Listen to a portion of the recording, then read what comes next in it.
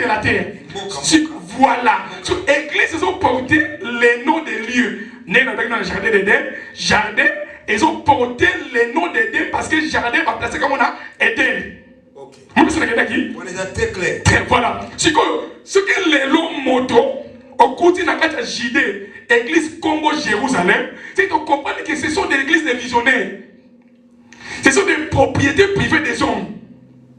Parce que l'église, c'est qu'elle a un principe, il y a le bantambe. Ce que nous avons mis dans l'extrémité de la terre. Tant que nous avons l'extrémité de la terre, donc on met l'église l'extrémité de la terre. Alors, l'œuvre et la continuité à Jérusalem. Parce que Jérusalem, c'est le commencement. Parce que, bon, dans Jérusalem, dans Judée, dans Samarie. Si vous avez l'extrémité de la terre, on s'allie l'église. Et c'est autant l'église qui est à Jérusalem, est-ce qu'il y avait des noms? Est-ce qu'il y avait des visionnaires? Tout ça, il faut connaître. Ce que ça a appliqué à nous. Ce que ça a montré au sein de l'église, c'est que l'église, et c'est l'église, il y a des visionnaires. Vous comprenez? Si l'église, tout ça, Pierre, parce qu'il y a des visionnaires. Parce que prédicateur, il y a Pierre, 12 apôtres, c'était les aînés Jésus-Christ lui-même. Bon, qu'il y a dans mon kili, bon, ça va témoin dans la. Donc aujourd'hui, nous sommes marqués témoins de Jéhovah. Selon l'écriture de Jésus, mes témoins. Romains chapitre 8 verset 5. Azola biso boye bato na nzoto bakotia motema na makambo na nzoto. Kotia motema na makambo na nzoto esome makufa. Nde kotia motema na makambo na molimo ezopesa bomo ipe kimia. Motema na yo eza wapi? Mitala. Osambela na kobongola motema eza makambo mibale. Okendeke église, est-ce que bongwana kanda lokuto tikina note? Malgo sambela kamazo wi grade évangéliste diacre moyembi. Enano tiki kanda to. Bienvenue chers téléspectateurs, bienvenue chères téléspectatrices dans cette nouvelle émission Tout savoir sur les frères Trésor Vangui de l'église Life Tabernacle. Aujourd'hui nous sommes en train de parler autour d'un autre thème. L'église primitive, qu'en est-elle? C'est quoi l'église primitive? Qui ont commencé cette église primitive? Le frère Trésor va nous répondre. Le frère Trésor va nous expliquer. En tout cas, merci Mingi, parce que vous avez toujours wana pour nous la biso. Ndeko Trésor Vangui, pardon. Yé nde akoyeb sabiso lelo. Différence ni nezalaki. Na tango kala tango makambo ya église bandaki na lelo. Papa Trésor. Merci. Tozo kenele kofanda. Merci. Oyeb sabiso. Pona nini olingi to lobela makambo tali église ya Yambo, to église ya Ebandeli, na église ya lelo. Merci mingi na nengoye. To kense. To fanda pour to solo la masolo ngo bien bien. Oza makasi, oza prêt? Oza prêt, vraiment, très très fort. Donc le Seigneur a sa grâce que son esprit a expliqué pour que les gens comprennent la pensée de Dieu sur l'église. C'est ce qui est important, c'est ça. Le reste, pour poursuivre vraiment quand on va parler de l'émission ici. Alors, chers amis, on se retrouve après cet élément. Le temps pour nous d'installer notre plateau et de pouvoir poser les questions à notre invité. Merci beaucoup.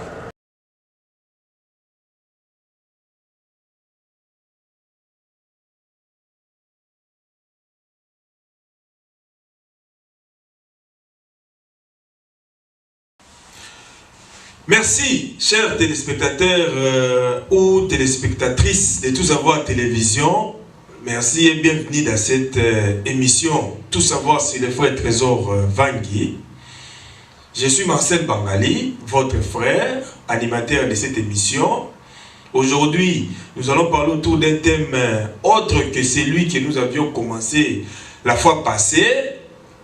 En principe, la fois passée, nous avions démarré avec le thème profond sommeil que les frères Trésor a expliqué. Et vous avez vous-même vu comment les frères avaient démontré dans la Bible comment on a qualifié cela de profond sommeil. Mais aujourd'hui, ce n'est pas cela que nous allons développer. Aujourd'hui, nous allons parler d'un autre thème beaucoup plus intéressant, profond, qui s'intitule l'Église primitive. Je pense que vous avez toujours l'habitude de voir des églises, mais il faut connaître la genèse de l'Église, il faut connaître l'historique. Comment est-ce que les églises ou l'Église a commencé? Raison pour laquelle nous sommes sur ce plateau, chers amis. À la réalisation, nous avons Trésor Kanza, excusez-moi, parce qu'ils sont des homos. Trésor Vang et Trésor Kanza, nous, le nôtre, c'est Trésor Kanza. Ok. Les réalisateurs des merveilles. Pourquoi? Parce que tout ce que Trésor fait est toujours bon. Sa façon de réaliser les émissions, il n'y a rien à dire, il n'y a pas à discuter. Merci Trésor Kanza pour tout ce que tu fais derrière cette caméra. Sans plus tarder, chers amis, je m'en vais directement dire bonsoir à mon invité. Bonsoir frère Trésor Vangui. Bonsoir mon frère. Merci beaucoup parce que vous êtes venu. Normalement il fait frais, chers amis. Nous sommes aux États-Unis d'Amérique. Oui. Et nous sommes précisément dans la ville de North Liberty, là où nous tournons nos émissions. Ça va?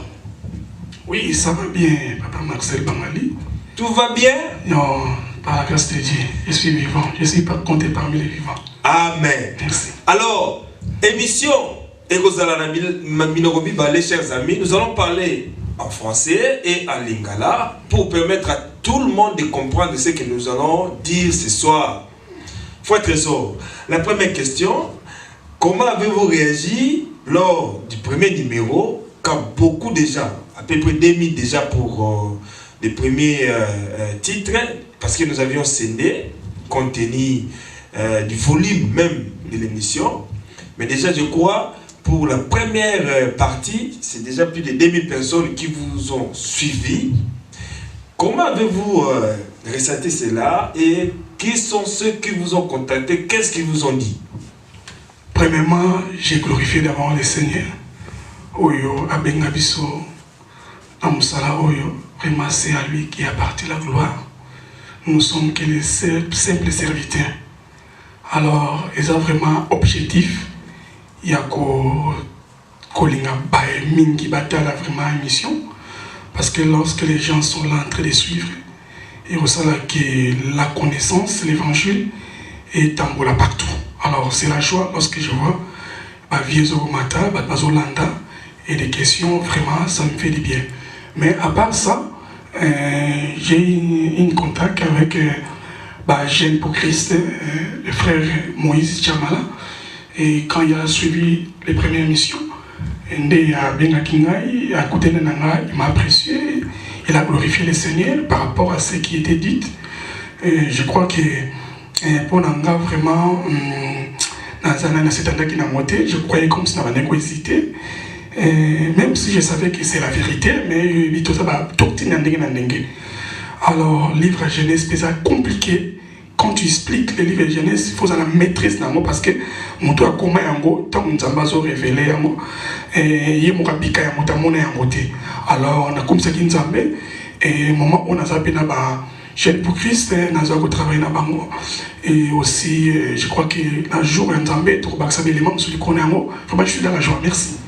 En tout cas, chers amis, pour la bateau va éviter livre de Genèse, ils ont parmi les 5 livres Pentateuque où il y a Moïse.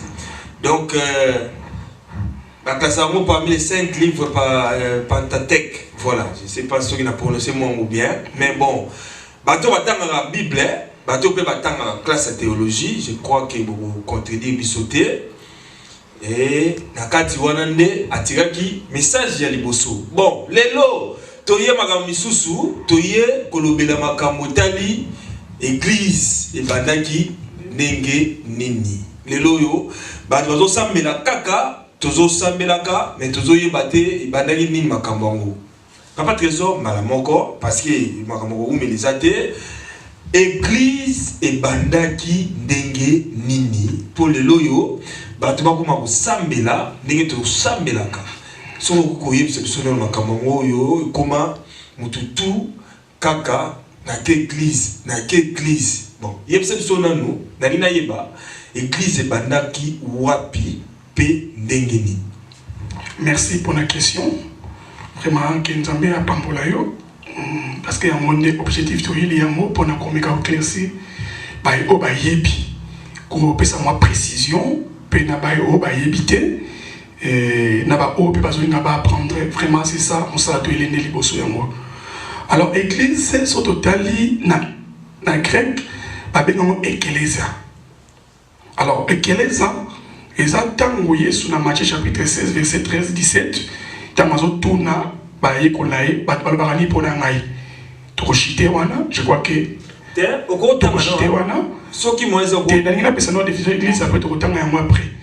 alors c'était ça que le Seigneur, après toute la première fois, a prononcé le mot l'église. Parce que tant que Pierre a répondu, si Pierre est sur cette pierre, je bâtirai. Donc, mon salaire qui bâtir. Alors, pour que nous église, la signification, la définition, c'est qui est appelé dehors pour s'assembler. Donc, église, tout le monde a ensemblement. Ce n'est pas sangane, ni à l'église. Donc, le Seigneur a prononcé mon nom, mais en réalité, fait dans mon 5 bateaux. L'église, c'est dans mon 4 militaires, mais l'église, c'est dans mon moto. Ngana ito sangani ndi ya l'église babi ce qui est appelé babenga la milité babenga la ndakuté babenga la moto ce qui muta sangani moko mi balemi satu les seigneurs bila ou deux ou trois réuniront mon nom je suis au milieu ndi ya moi l'église mais pour tout l'obéla église ya tango ya Yesu et ce n'est pas zonga na tango ya bandeli parce que babi il y a rien de nouveau sur la terre tout ce qui s'est fait a été déjà manifesté. Donc, des choses au monde en l'élo, sur le livre, il y a écrit chapitre 1, verset 15. Il n'y a rien sur la terre de nouveau. Donc, nous sommes ces amamakala. Alors, tout ce qu'on appelle la Genèse, ensemblement, tout sangana, tout église, tout élembo église existe à l'autre existe à la terre. Alors, tout ce qu'on total, net au même mot, tinatan, ou ça actuel, si on doit ça, et kokana, ou ezala qui n'est pas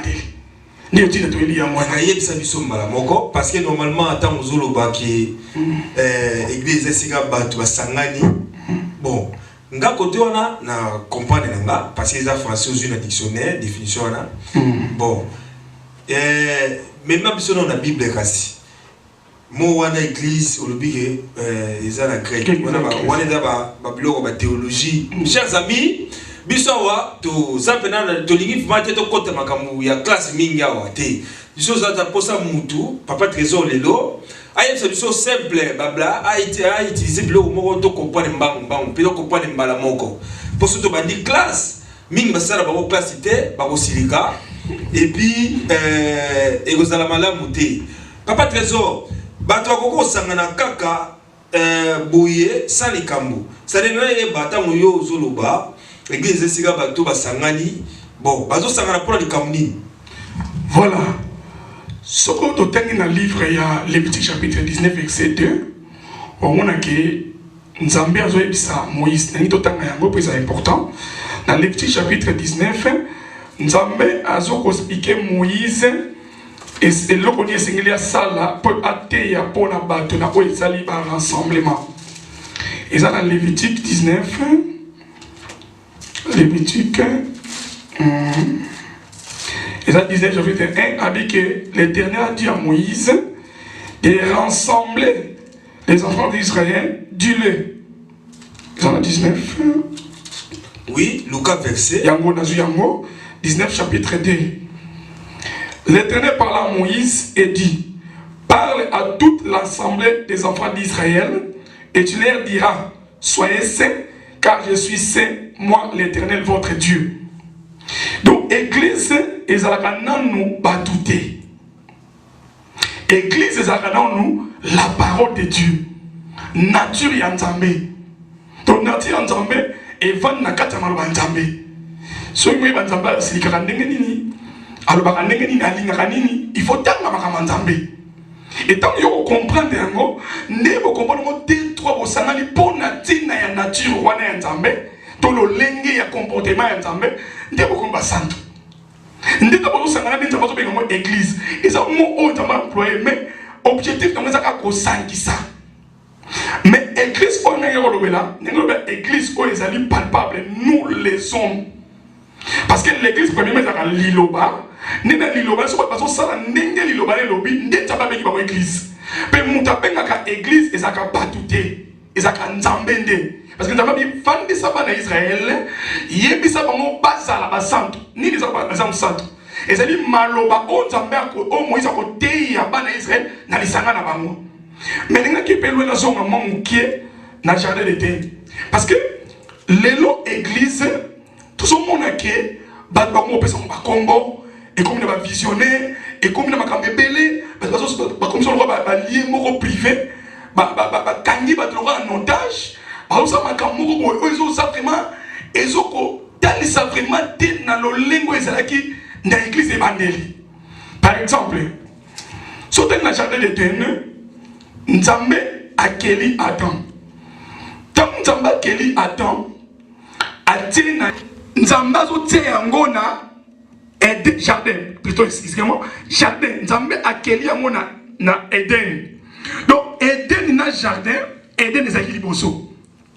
La nanga bien placé. Nazo la note très bien, ça na au à l'aise. Donc nazo yoka yo. Na kati yote. Nazo yoka yo nanu silisa oyu zarango bimisa nyonso et bongo ngana ozo siko kota suka c'est-à-dire tango kita ngane siko na koya na ba mituno na zarango po makamuzo le important loba na yo. Merci. Tant Nzamba keli mokili silisi akeli moto, mais avant que la moto Nzambe akelaki asalaki jardin. Donc akeli jardin ati yango na Eden. Donc, jardin est à la éternité. Mais nous avons quel jardin attire mon Eden. Nous avons un jardin d'Eden. Donc, jardin est même un combo à Eden pour écouter qui na kati ya Eden. Mais à Zumoto attire na kati ya jardin wana. Donc, image wana to mon sala mouvement dans Zamba sala et elle s'appelle église lelo. Vous comprenez? Donc, église wana. Donc, jardin wana, Adam peut s'en comboter. Parce que, nous avons un sali à moi, pèse en combo, avec un jardin. Nous avons une moto, à un jardin où il y a quelqu'un. Or, jardin, nous avons quelqu'un Eden. Les jardins pour des combos, il y a Eden. On appelle ça précision. Alors, c'est la même aussi. Quand Dieu faisait ces choses, et c'est là que moi, Eli Moroboy, où il y a la réalité, où il y a lobby. Pour comprendre l'église et Seigneur va ça la salanine. Ni nous Seigneur va ça là pour comprendre l'église. Il faut comprendre là. Si quoi moto nzamba tsaki na kati jardin après ça qui est instruction à terre qui à terre je crois que la professeure met tout fait chez moi bloc moi belé. Moi mais ça dé. Moi na izana na yeba kaka. L'église est banagi wapi nazo komana ko développer mais nous ici sous biso na jeunesse vraiment il y a monde des alités il y a faut soit aux ezala qui au même moment normalement parce que le Seigneur notre Dieu azan nzambe azaki avant evangélie il a quel évangélie to soit que to memaki na temps to benga za mobikisi azan nzambe abandi na temps au azalaki déjà alors sur pose mama église faut zonga na likanisa nzambe ni on va chaîner c'est ça centre ya nyonso. Alors, quand Nzambe a tué Adam dans le jardin d'Éden, Nzambe a fait ce qu'il loue partout. Malobanae, et ce qu'il a enseigné dans le jardin d'Éden. Nzambe a tué moto. Donc, quand on a tué moto dans le jardin, il faut surtout son à comprendre. C'est que les lopes Jésus-Christ aïe, alors tué à tout cas dans la église. Mais l'église nini, tu peux expliquer à moi. Alors, si nous il y a combo. N'a pas visionnaire. Mais on quitte la réalité moussous. Alors, tant qu'on s'en met à l'autre Adam, Adam c'est à respecter malbon on s'en met à l'autre dans jardin de Dieu. Tant qu'on s'en met tout le monde tant où Adam est l'équi. Vous savez bien? Très bien. À deux fois, on a tant où il y a Noé. On a cité pour rapide. Na tant où il y a Noé. Nous avons même que les gens va détourner et braquer beaucoup plus vers le mal. Et nous avons regretté pourquoi ça a qui monte. ayebisi Noé asala H. Comme Noé asali H asala ki poni ni ponta na posa ko mamuki. Comme Noé silisi H wana nzamba pesi instruction. A pesi ba mesure pe na matière ni osena sala H wana. Donc Noé asala yango asala selon modèle o ya moneke pa nzambe. Pour azoba nyama na batasa nini? A bomba bona kata jardin wana na kata ya H. Alors, H wana ba bengo H de Noé. Mais en réalité dans la Bible et ça H de Noé était. Et ça H on tamba salaki mais mutu azo sala yango ne H wana porté comme bonaye. Oh, Noé en réalité azo représenter le Seigneur Jésus-Christ. Parce que quand botama ya Noé ba benga e consolateur. Aye ko consoler biso na mabe otosana yango to aye ko consoler biso na makambo nous sommes mabe o ezali elati mabele. Tout ça va bien. Très bien. Voilà. Le quoi nous a consolateur ne H1 emeli comme ya Noé. Alors Noé donc Noé a commoné H emeli comme na ye et dit ko lobati ke yo lelo église ya Nzambe et c'est fait de makombo na yo. Té. Donc ya wana. Alors c'est la même aussi les enfants d'Israël. Tant que Abraham a bâti Isaac, Isaac a bâti Jacob, Jacob a bâti Jacob. Alors on remarque que dans Genèse 35, 10, Bible dit pendant la nuit, Jacob a coûté dans Nzambe.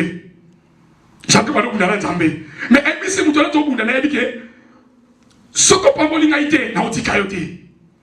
Nabitumba wana et ça dit que Motona Bouki Jacob compte. Alors, parce que ce qui est dans Angelo. Voilà, c'est ça. Déjà, on a écrit. Très bien. N'est-ce pas que ayebisi que olongi nzambe pe olongi bato.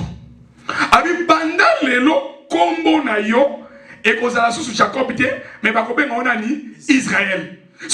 Israël et ça combo est dans le ciel.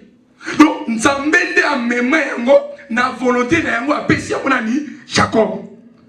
Tant on pesi Jacob combo wana. Jacob a eu combo wana. Si ko combo wana ko soit na Jacob te parce que Jacob a sera israélite te. Israël les années moto mobimba on nzoto oui. Mais ba Israélite ezali bana oya sobota. Tant ba ko lokola Nzambe pesi Jacob combo bana ba ko botama. Mais attaque ba ko zana ba combo Jacob ba pesa bango mais ba ko memanatri ya combo Nzambe pesa ki Jacob. Et on tombe comme nani les enfants d'Israël. Alors les enfants d'Israël, les enfants d'Israël directement moment de ce souvenir il y a hôtel il y avait quelqu'un qui existait qui où il y a agenda qui les enfants les 12 tribus d'Israël. Vous comprenez? Attaque comme on a ezali Ribel. Attaque abengi Siméo, Lévi, comme Oléa, Naj Rachel, Pesa. Mais tout va sangani. Comme Nini, comme Israël. Donc, il y a un rassemblement dans Bango, ils ont présenté un seul nom, qui est le nom de son père. Oui, mais justement parce que tout le monde 12 tribus d'Israël. Donc, la Sima, moi, Mikolo, nous constitué 12 tribus d'Israël. Oui. Place où il y a Tozanaba, Yuda. Tribu, Juif, donc, Toyebi. Wana, Toyebi, chers amis, Papa Trésor Vangi, directement Kassi, Tokota na testament ya Sika. Po, oh, Tozoya, oui, Nayebi. Naboïté, Papa Trésor, frère Trésor, parce que Awawa, Nayebi nous kakalwa mobilité, mais au yélo la frère, mais aux autres défendre les paroles de Dieu. Merci. Bato Bato la biso, vraiment, Nayebi qui beaucoup limbisa biso, bo limbisa penga, mais na direct, c'est-à-dire, naina kene malamoko po, nga nazwa o nga nazo luka nazwa, binope bozwa. Frère Trésor, na lina yeba, ba yekoli, tangu ba bandi makambo ya église, parce que Pierre, au tangele biso alo le Jésus, alo ba ina yeke, comme on les a libanga yangone na kotonga lingomba nanga na lingi nanu na phrase wana otala batu obazotala biso mais quand on expliquer batu expliquer batu nanu nini moboko ya likambo wana oyo na français na koloba grandement fondement ya parole message Jésus a expliqué Pierre soko ko expliquer no biso parce que ngapo na ngana moni église ne bandaki wana ponanga bon église e bandi na e bandi wana christianisme église e bandi na maloba y en a que tout commence par la parole oui parce que moni ndenge ozongi sima mingi mingi na bungi pe na mokope na bungi voilà merci zo to banana au place oyo merci banana mbala moko tangu Jésus alobi na Pierre qui est comme on est dans les banga comme on Pierre c'est en toi que j'ai bâtiré mon église pesa biso sikoyo explication na yo na parole wana ponga na yebisio que à partir wana nde église oyo tozana mo lelo yo ebandaki ya christianisme à partir wana bon yo omoni ndenge nini to olobi nini na ndoma nzambe wana oui c'est ça ezali na écriture il y a Matthieu chapitre 16 surtout qui dit à les disciples dans le verset oui Jésus est arrivé il répondit 16-13 Matthieu 16-13, Jésus était arrivé dans le territoire de César, de Philippe, et manda à ses disciples, qui suis-je au dire des hommes, moi le fils de l'homme? Il répondit, les uns disent que tu es Jean-Baptiste, les autres Élie, les autres Jérémie et l'un des prophètes. Et vous leur dit-il, qui dites-vous que je suis? Simon-Pierre répondit, tu es le Christ, le fils de Dieu vivant. Jésus, reprenant la parole, lui dit, tu es heureux Simon, le fils de Jonas, car ce ne sont pas la chair et le sang qui t'ont révélé cela, mais c'est mon Père qui est dans les cieux. Ok. Ouais. Bon, c'est là qu'on est net, parce que ma caméra est mot. Nous avons une écriture, oui. 18, verset 18, et moi je te dis que tu es Pierre, et que sur cette roque, je bâtirai mon église, et que les portes du séjour des morts ne préfondront point contre elle. Ok. Voilà. Bon, si vous expliquez biso kasi place en haut, parce que tout le l'église primitive. Déjà, na ma parole, je comprends déjà que déjà, eza pas de ouverture, premier pierre posée au Koloye Moro Yesu a posé déjà dans ma bimisi parole. Bon, est-ce qu'on interprète en tout cas? Bon, il y a des centres à alors, église, pour la révélation, c'est là que Yesu a été très important. Tu vois, l'église, mais aussi, maman, c'est important pour la construction. Yesu le Bible, a tout le monde. Parce que c'est ça que Jésus a battu son église. Alors que battu pour la naï. Mais autant on a pas réponse à Bango, Jésus a dit que donc Pierre a répondre que tu es le fils de Dieu vivant. Alors que Ezali le santé et la chair oui révélé. Mais c'est mon Père. Cela veut dire que Jésus a dit que le sang et la chair, ils ont rappelé la révélation. Mais au Pierre a ils ont le santé et la chair. Parce que l'église, ils ont battu la révélation du Père. Vous comprenez? Maintenant, qui est le Père? Qui est l'église? Maintenant, Jésus, parce que Jésus a dit, je bâtirai mon église.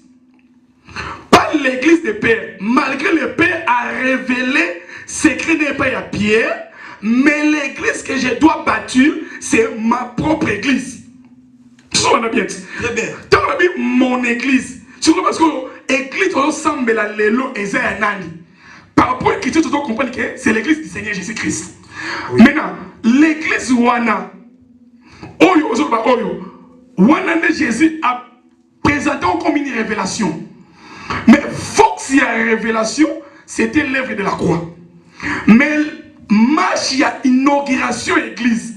Donc, au pan de l'église, et c'est là que je joue à Pentecôte. Dans Actes des Apôtres, chapitre 2. Tant que cet esprit qui tire dans la chambre haute, nous avons 120. On a dit l'église. L'église est bandit. Oui, parce que Jésus-Christ a promis à Bango que Tant qu'il y a Kende, parce que cet espoir qu'on quitte tant que ce soit là qui. Il fallait mon quoi Kende pour que ce soit là. C'est ça l'ordre divin. Oui. Donc le roi de Madame Zamba ordre.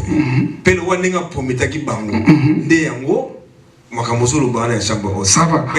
Avant chambre haute, à Epsé comme on a livré à chapitre 1 verset 8, allez partout dans le monde.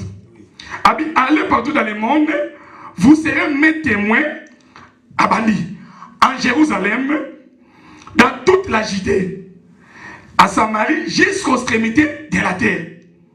Si vous place les premiers combo na visionnaire, place na vanille en wana.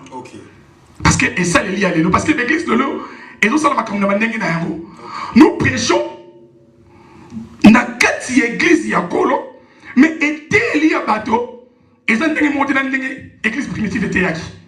Et ça n'est monté l'église évangélique. Donc bungi bingi, mingi ba voilà. Voilà. Merci beaucoup frère Trésor. Namoni déjà ebandi.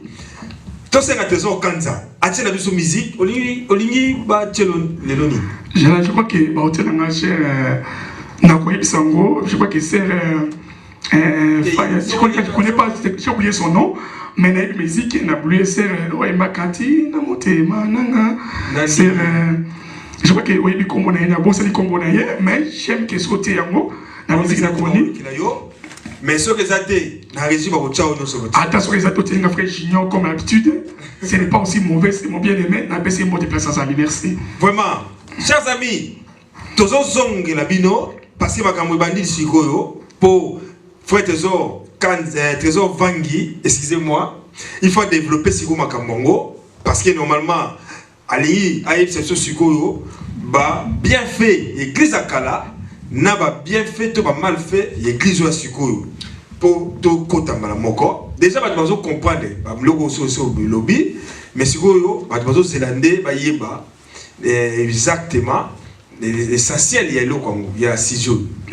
Bon, on retourne au niveau du côté de la régie. Trésor Kanza va nous balancer quelque chose et nous allons y retourner.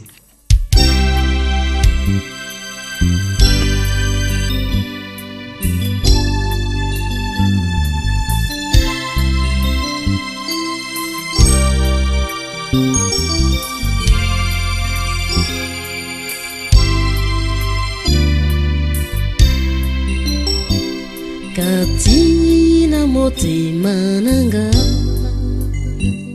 na yo kilo yembo moko na lingi koyemba nesego kimia ejala nanga katina motema nanga na yo kilo yembo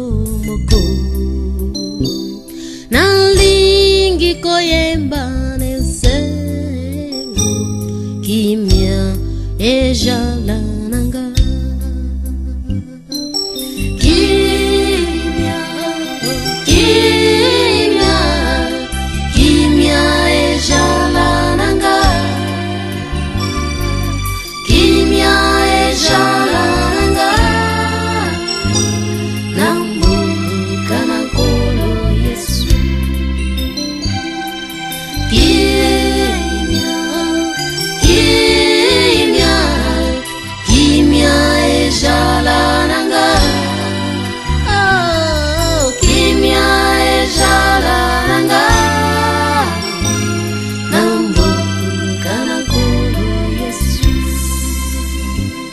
Yesu ndeko na bolingo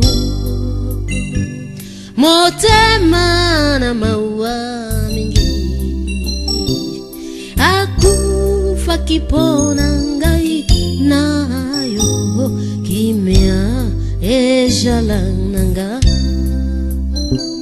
Yesu ndeko na bolingo motema na maua mingi akufa kipona ngai nayo kimia ejala nanga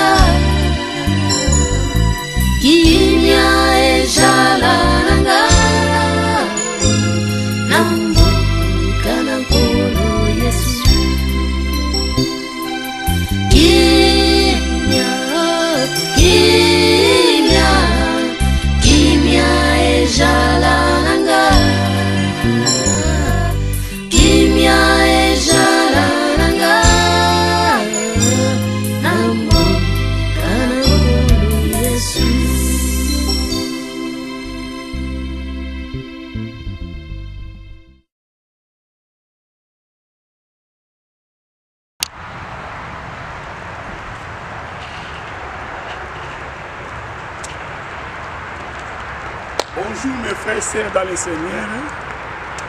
Mon nom c'est Trésor Vangi Mipata. Nous sommes devant l'église Life Tabernacle, vous voyez. L'église Life Tabernacle, là où nous rassemblons pour adorer notre Seigneur, notre Dieu, Seigneur Jésus-Christ. Vous êtes sur les bienvenus vous tous. Nous sommes situés dans un lieu à Iwasudi, adresse Iowa City, le numéro c'est 4187 Denny Road, Iowa City, zip code 52240. Vraiment, tous allés à chaque dimanche, pour ça la prière samedi. On a 12h, répétition de mission, sur ça, de 12h jusqu'à 14h, de 15h jusqu'à 16h, tous la prière chaque samedi. Chaque dimanche, tu as un culte à 13h jusqu'à 15h30. Boya, tu as besoin de Nzambe, Probobika, Oezali, la promesse de la presse la solution à problème. Que le Seigneur vous bénisse.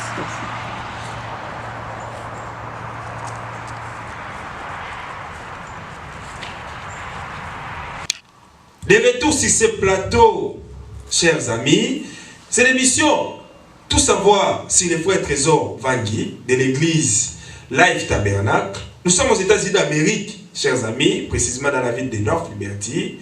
Mais le siège de l'église dont les frères Trésor prient se trouve au niveau de la ville de Iowa City, dans l'état d'Iowa, ici aux États-Unis d'Amérique.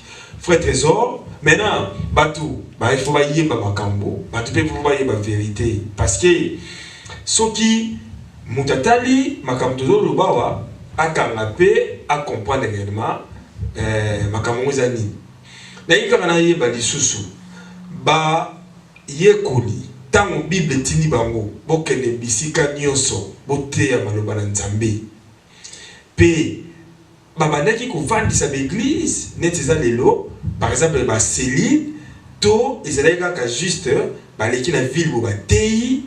Et puis, bateau na bango limité bateau na bango moko na volonté na bango bandi ko continuer makama Nzambe.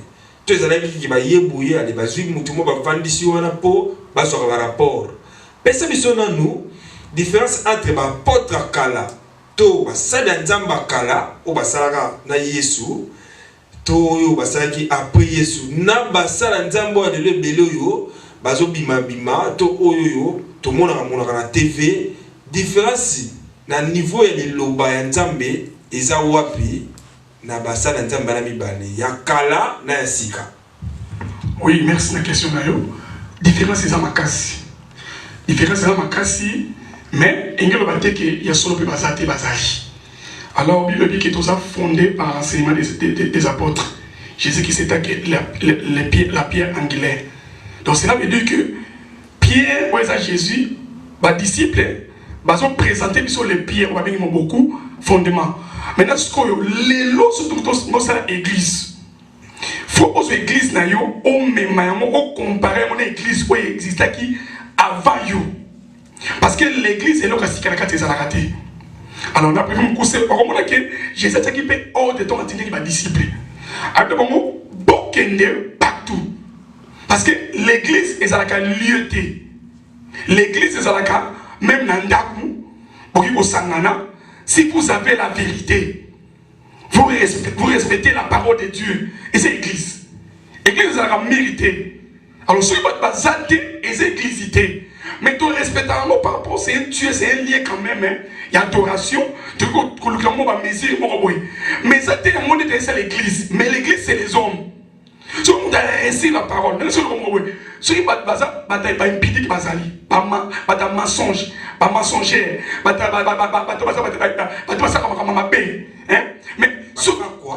tous ces gens-là, ceux qui ont un ministre, à la parole de la vérité, c'est l'église de Dieu.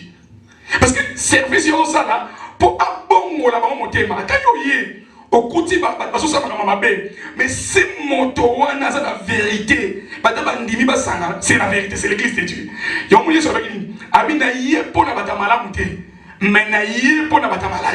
Cela veut dire que quand Jésus était au milieu des gens, c'était déjà une église. Parce que Jésus a prêché comme un local. Vous comprenez? C'est ça qu'on appelle l'église. L'église, c'est un moto. On a comme ça, on a nature et l'iloba. Ce n'est pas une église. Mais l'église, c'est l'idée que au tienda kumoko munene, au komi kombo munene, ne obi comme église. Non. Tu obi comme église, mais ce n'est pas seulement ça l'église. Mais est-ce que ça fait normal moi on a kanga marana ba païen, c'est-à-dire kanga marana na azarana ki na église ma kanga marana na bandumba. Et ça va bêter. Kanga marana na ba beta na le pipi. Et ça va bêter, mais ça va tout. Au terme pour évangile, il faut rapprocher maman. Il faut rapprocher maman de cette évangile, sur c'est la différence. Une différence sur ça là maman, n'est pas maman qui est comme ça, OK. Mais là, on a ce que va passer belé bandinga. Bon, on a négocié par côté, mais ce qu'on a négocié mon tout par rapport à la vérité. Par rapport à la vérité. On a dit par rapport à la vérité. Parce que même Pierre n'a Bible ça là yango. Azali comme lien na ba païen. Tant na moni Paul a s'esquiver. Parce que la loi israélienne que mon Israël ko lien ba païen té. Mais tant que Jésus ba païen moni Paul nga ça s'assembler net ça na ba moté Paul a pas mis la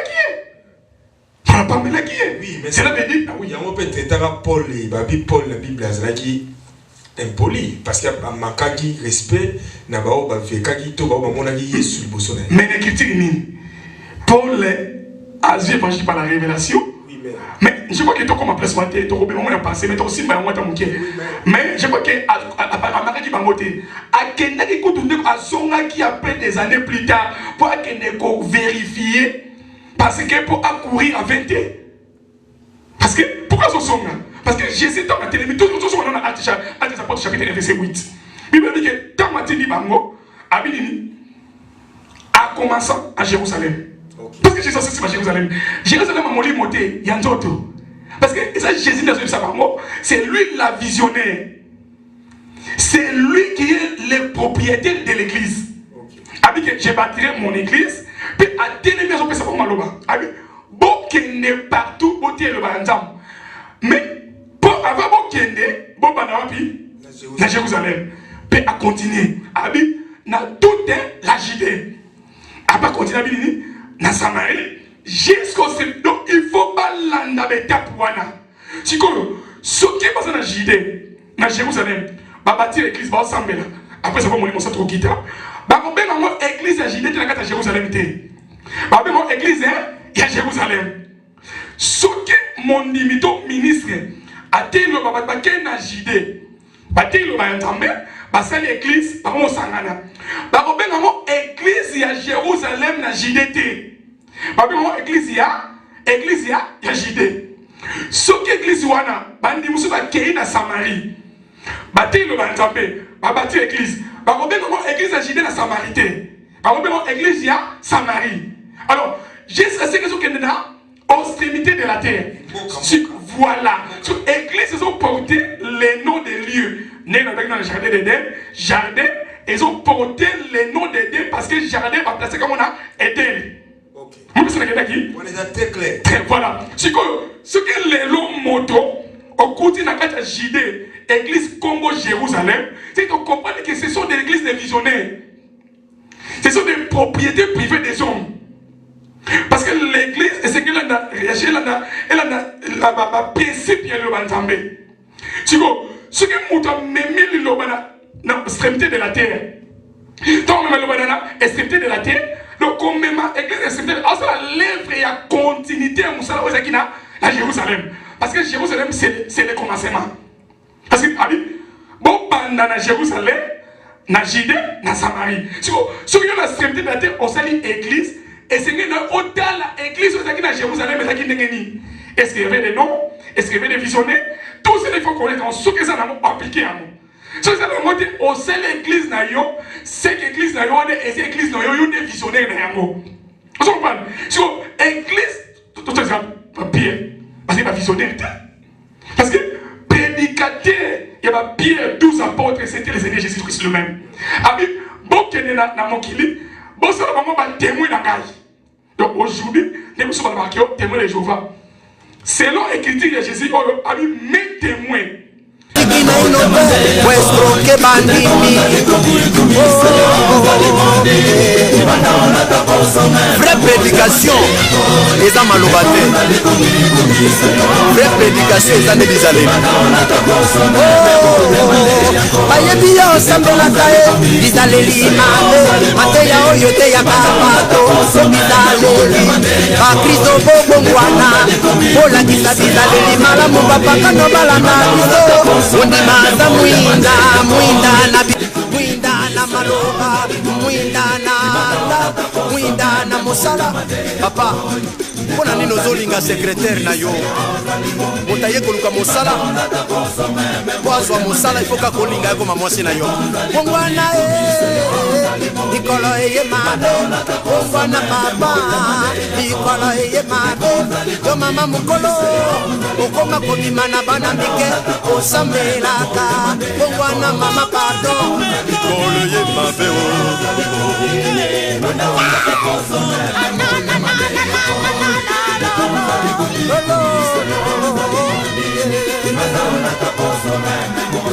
la Kristo tobongwana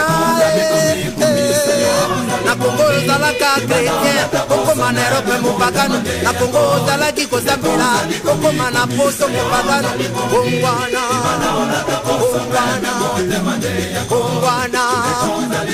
kosambela na kobongola motema eza makambo mibale bakristo tobongwana bandimi balanda biso batei tobongwana bandimi balanda biso bayembi tobongwana toza koadore adoration ozolelama ya biso ezokita basebe ezotekama likambo te bongo bizaleli na biso